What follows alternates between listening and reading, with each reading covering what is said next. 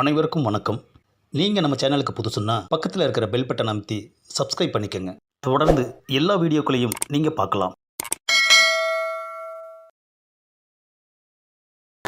நான் எவ்வளோ சீரியஸாக வாழ்க்கை பிரச்சனை சொல்கிறேன், நீ வயிற்று பிரச்சனை சொல்கிறியா?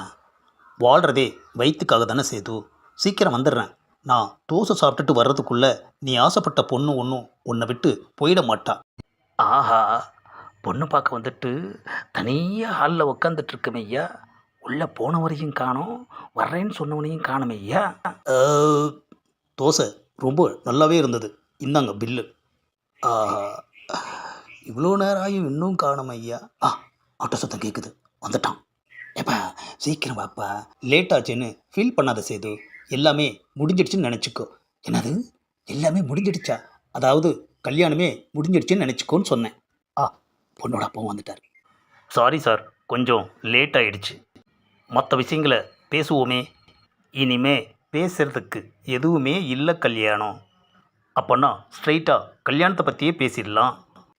மன்னிக்கணும் கல்யாணம், என்ன சொல்கிறீங்க? நீங்கள் ரொம்ப லேட்டு.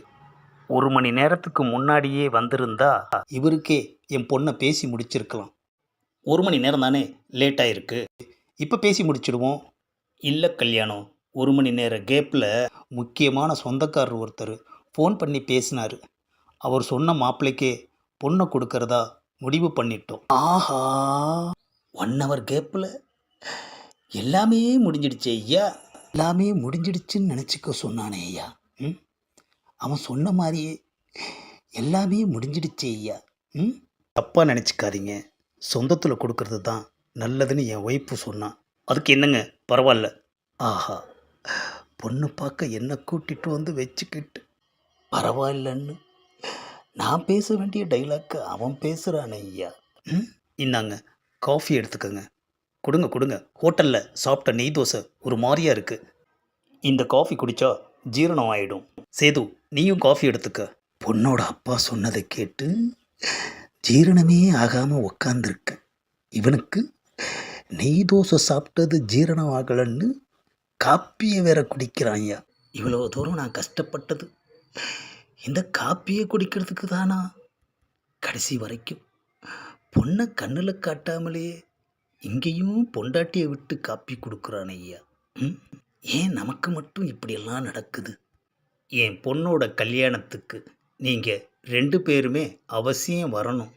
ஆஹா, மனசாட்சியே இல்லாமல் பேசுகிறானே ஐயா. பொண்ணு பார்க்க வந்த என்ன ஹாலில் உட்கார வச்சுட்டு கூலாக ஃபோனில் மாப்பிள்ளையை ஃபிக்ஸ் பண்ணிட்டானே ஐயா. இதில் கல்யாணத்துக்கு வேற வரணுமா? பேஸ் பேஸ் காஃபி ரொம்ப நல்லா இருக்கு. ஆஹா, ஹோட்டலில் தோசையை சாப்பிட்டான், இங்கே காப்பியை சாப்பிட்டான், நம்மளை மட்டும் கொதிக்க விட்டுட்டான் ஐயா. இந்த பதிவை லைக் பண்ணுங்கள், ஷேர் பண்ணுங்கள், மறக்காமல் சப்ஸ்கிரைப் பண்ணுங்கள்.